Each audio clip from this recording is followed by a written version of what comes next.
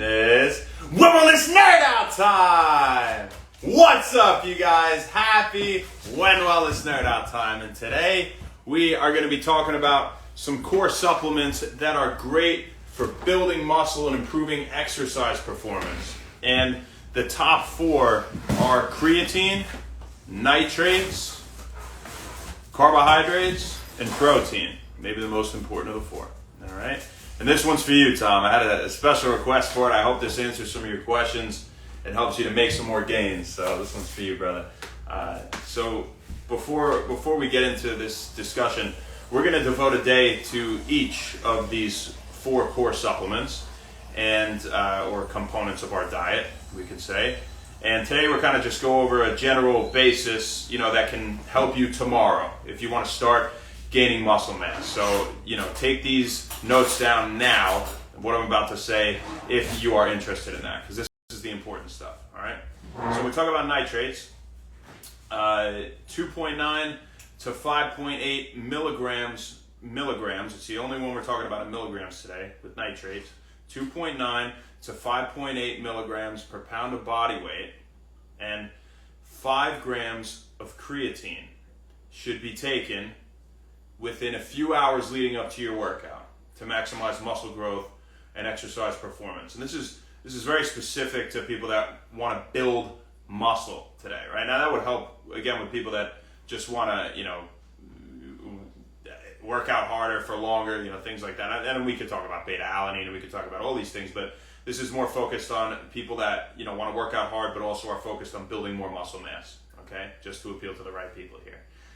So I don't waste anyone's time. All right. So where can we find nitrates? We're going to talk about them for a whole day, but in short, things like beetroot and leafy green vegetables. All right.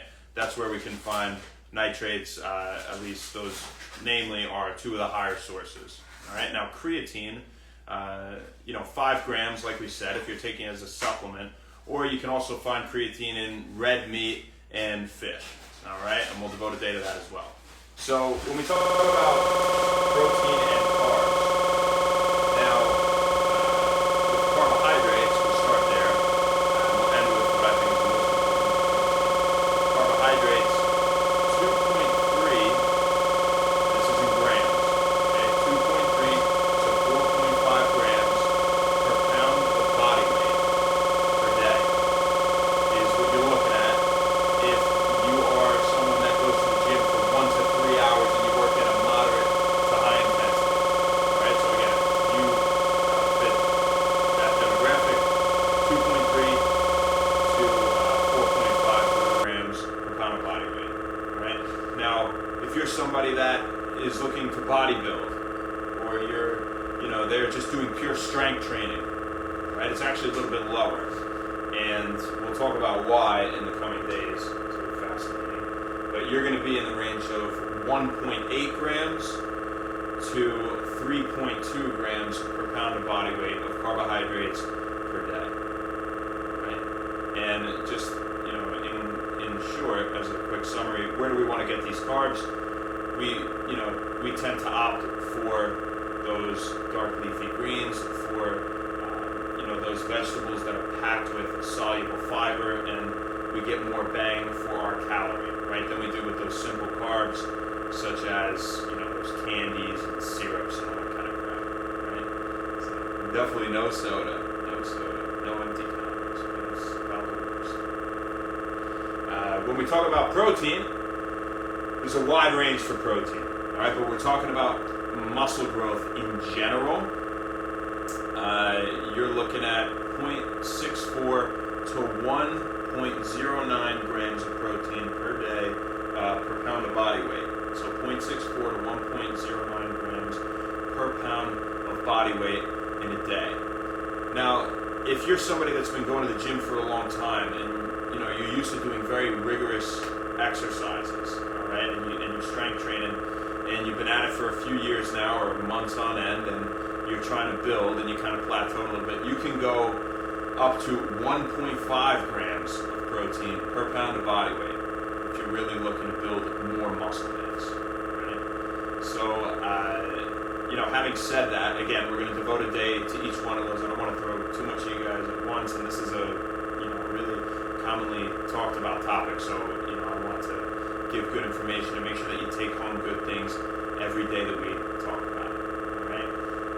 But what I can say quickly is, when we're leading up to a workout, whether you're somebody that intermittent fasts or you eat regularly throughout the day, a bunch of small little meals, and both can be good for different reasons, right? Even for muscle growth. But if you are an intermittent faster like myself, I do want to caution you, make sure if you're trying to build muscle that you get plenty of protein, especially that you get plenty of good calories in that time span. And if you need to make the window just an hour or two longer to make sure that you can do that, if you're looking to build muscle mass, it's worth it.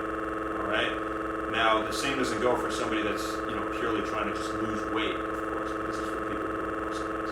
Now, if you're somebody who eats regularly throughout the day, do you need that high protein meal right after the workout? Well, really, the science shows that as long as you've had a meal with good amounts of protein and carbs in the 3 to 6 hours leading up to, I think 3 hours is a little bit safer, leading up to your workout, then you have enough protein in the system to not go through muscle catabolism or amino acid catabolism, or breakdown of proteins in your muscle, breakdown of your muscle during your workout, because if you don't have enough protein, that can happen, right? If you don't have enough glycogen stores, you'll run out of fuel, right, and things like that, which is where creatine monohydrate can pick up the slack. We'll talk all about it. I'm getting excited. I could talk to you guys for an hour. But for you intermittent fasters that haven't eaten all day, and you're saying, okay, well, I don't want to break my muscles down during the workout, and I haven't had protein 3 to 6 hours before this workout, so what the hell do I do? That's a great question. And, it's not specifically addressed in an end-all, be-all sense online, really, anywhere, but what makes the most sense to me and through the general consensus and what I've gathered from all the studies I've read and my personal experience is if you're an intermittent faster, you can have your branched chain amino acids within 15 minutes before your workout, okay? And if you're really trying to bulk up, opt for 10 grams, right? You could even go as high as 20 if you want. Because the thing is, did you break your fast? Well, yeah, you did. But I think the optimal route to go, if you're looking to build muscle mass, is, and still be cut, of course, because you're intermittent fasting, breaking down a lot of fat all day, right? And during your workout, working in a fasted state. But now you've broken that fast. By the end of your workout, you're pretty much back into ketosis, just about. I mean, it's if you have, especially if you had a lower amount, 5 grams of BCAAs, with a 2-to-1 ratio of leucine to isoleucine to valine. Always remember. Now, most supplements have that ratio in them, but if they don't, or if you want to fact check it, that's what they should have.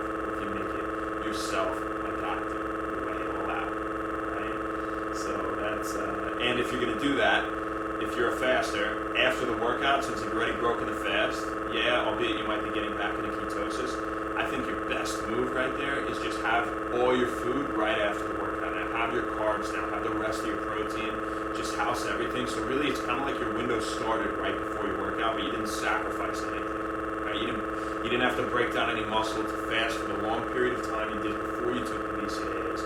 And now you can just include that in part of your window with the workout and extend it an hour or two, because you were working out for an hour or two, right? At least most of us. That's all we got for you today. I hope it was helpful, especially for you, Tom, and for you people that did not inquire about the subject. I hope you got something out of it. So thank you guys so much. Have a great rest of your Saturday night, and we will see you tomorrow, folks. Have